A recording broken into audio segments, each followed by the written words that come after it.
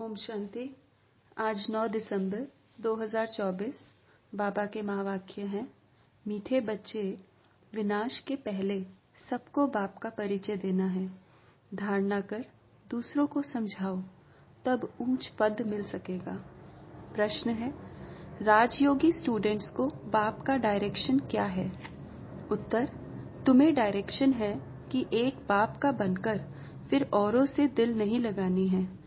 प्रतिज्ञा कर फिर पतित नहीं बनना है। तुम ऐसे संपूर्ण पावन बन जाओ जो बाप और टीचर की याद स्वतः निरंतर बनी रहे।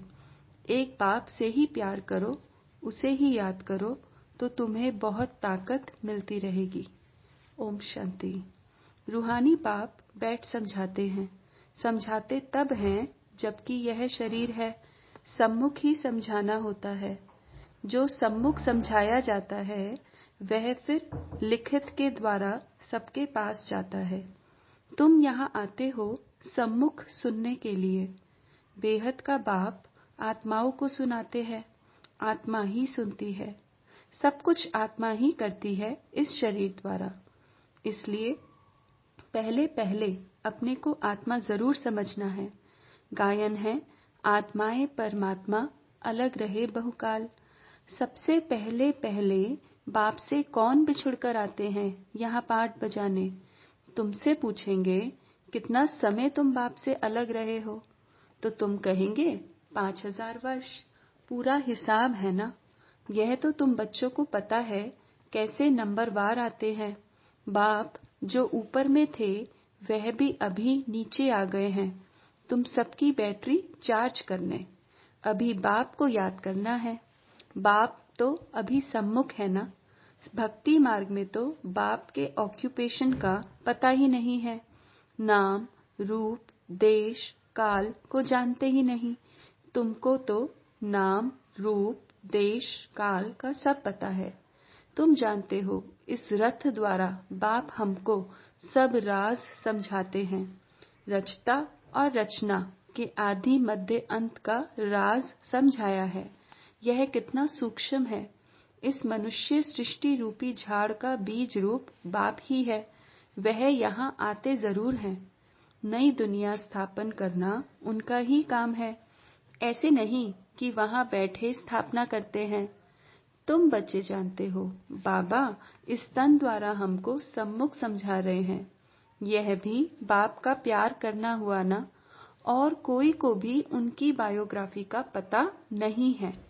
गीता है आदि सनातन देवी देवता धर्म का शास्त्र। यह भी तुम जानते हो। इस ज्ञान के बाद है विनाश। विनाश जरूर होना है। और जो भी धर्म स्थापक आते हैं उनके आने पर विनाश नहीं होता है। विनाश का टाइम ही यह है। इसलिए तुमको जो ज्ञान मिलता है वह फिर खलास हो जाता है। तुम बच्चों की बुद्धि में यह सब बातें हैं। तुम रचता और रचना को जान गए हो। है दोनों अनादि जो चलते आते हैं। बाप का पाठ ही है संगम पर आने का। भक्ति आधा कल्प चलती है, ज्ञान नहीं चलता है। ज्ञान का वर्षा आधा कल्प के लिए मिलता है। ज्ञान तो एक ही बार सिर्फ संगम पर मिलता है। यह क्लास तुम्हारा एक ही बार चलता है। यह बातें अच्छी रीति समझकर फिर औरों को समझाना भी है। पद का सारा मदार है सर्विस करने पर। तुम जानते हो पुरुषार्थ कर अब नई दुनिया में जाना है। धारणा कर और दूसरों को समझाना, इस पर ही तुम्हारा पद है। विनाश होने के पहले सबको बाप का परिचय देना है और रचना के आदि मध्य अंत का परिचय देना है। तुम भी बाप को याद करते हो कि जन्म जन्मांतर के पाप कट जाएं। जब तक बाप पढ़ाते रहते हैं याद जरूर करना है। पढ़ाने वाले के साथ योग तो रहेगा ना। टीचर पढ़ाते हैं तो उनके साथ योग रहता है। योग बगैर पढ़ेंगे कैसे? योग अर्थात पढ़ाने वाले की याद। यह बाप भी है, टीचर भी है, सदगुरु भी है। तीनों रूप में पूरा याद करना पड़ता है। यह सदगुरु तुम्हें एक ही बार मिलता है। ज्ञान से सदगति मिलती, बस फिर गुरु की रस्म ही खत्म। बाप टीचर की रस्म चलती है, गुरु की रस्म खत्म हो जाती है। सदगति मिल गई ना। निर्वाण धाम में तुम प्रैक्टिकल में जाते हो, फिर अपने समय पर पाठ बजाने आएंगे। मुक्ति, जीवन मुक्ति दोनों तुमको मिल जाती है। मुक्ति भी जरूर मिलती है। थोड़े समय के लिए घर जाकर रहेंगे। यहाँ तो शरीर से पाठ बजाना पड़ता है। पिछाड़ी में सब पाठधारी आ जाएंगे। नाटक जब पूरा होता है तो सब एक्टर्स स्टेज पर आ जाते हैं। अभी भी सब एक्टर्स स्टेज पर आकर इकट्ठे हुए हैं। कितना घोर घमसान है। सतयुग आदि में इतना घोर घमसान नहीं था। अभी तो कितनी अशांति है। तो अब जैसे बाप को सृष्टि चक्र की नॉलेज है, तो बच्चों को भी नॉलेज है। बीज को नॉलेज है ना, हमारा झाड़ कैसे वृद्धि को पाकर फिर खत्म होता है। अभी तुम बैठे हो नई दुनिया की सैपलिंग लगाने, अथवा आदि सनातन देवी देवता धर्म का सैपलिंग लगाने। तुमको पता है इन लक्ष्मी नारायण ने राज्य कैसे पाया। तुम जानते हो अभी हम नई दुनिया का प्रिंस बनेंगे।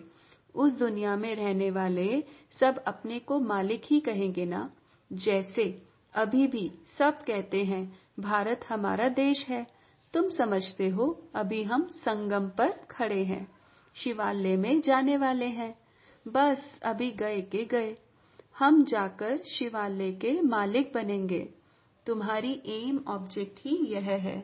यथा राजा रानी तथा प्रजा सब शिवालय के मालिक बन जाते हैं। बाकी राजधानी में भिन्न भिन्न स्टेटस तो होते ही हैं। वहाँ वजीर तो कोई होता ही नहीं। वजीर तब होते हैं जब पतित बनते हैं। लक्ष्मी नारायण व राम सीता का वजीर नहीं सुना होगा, क्योंकि वह खुद सतो प्रधान पावन बुद्धि वाले हैं। फिर जब पतित बनते हैं तब राजा रानी एक वजीर रखते हैं राय लेने के लिए। अभी तो देखो अनेक वजीर हैं। तुम बच्चे जानते हो यह बहुत मजे का खेल है। खेल हमेशा मजे का ही होता है। सुख भी होता है, दुख भी होता है। इस बेहद के खेल को तुम बच्चे ही जानते हो। इसमें रोने पीटने आदि की बात ही नहीं। गाते भी हैं, बीती सो बीती देखो, बनी बनाई बन रही। यह नाटक तुम्हारी बुद्धि में है। हम इनके एक्टर्स हैं। हमारे 84 जन्मों का पाठ एक्यूरेट अविनाशी है।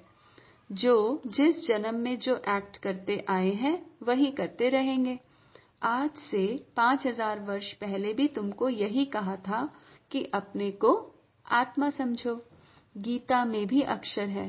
तुम जानते हो बरोबर आदि सनातन देवी देवता धर्म जब स्थापन हुआ था तो बाप ने कहा था देह के सब धर्म छोड़ अपने को आत्मा समझो और बाप को याद करो। मन मना भव का अर्थ तो बाप ने अच्छी रीति समझाया है। भाषा भी यही है। यहाँ देखो कितनी ढेर भाषाएं हैं। भाषाओं पर भी कितना हंगामा है। भाषा बिगड़ तो काम चल ना सके। ऐसी ऐसी भाषाएं सीख कर आते हैं जो मदर लैंग्वेज खलास हो जाती है। जो जास्ती भाषाएं सीखते हैं उनको इनाम मिलता है। जितने धर्म उतनी भाषाएं होंगी। वहाँ तो तुम जानते हो अपनी ही राजाई होगी। भाषा भी एक होगी। यहाँ तो 100 माइल पर एक भाषा है, वहाँ तो एक ही भाषा होती है। यह सब बातें बाप बैठ समझाते हैं, तो उस बाप को ही याद करते रहो। शिव बाबा समझाते हैं ब्रह्मा द्वारा, रथ तो जरूर चाहिए ना। शिव बाबा हमारा बाप है। बाबा कहते हैं मेरे तो बेहद के बच्चे हैं। बाबा इन द्वारा पढ़ाते हैं ना।